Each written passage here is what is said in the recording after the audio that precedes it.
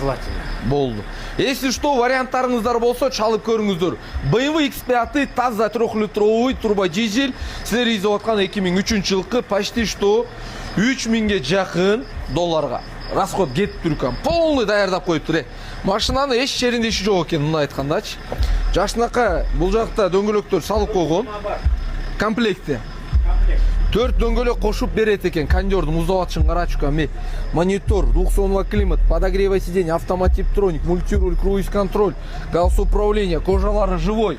Завода черный потолоктору менен мокрый асфальт. Силер изеп аткан BMW X5-нын живойы болсо, анан дизели болсо, алат эле баха дегендер үчүн, пожалуйста, жигиттер, задного камералары каралган, задного партрониктери каралган.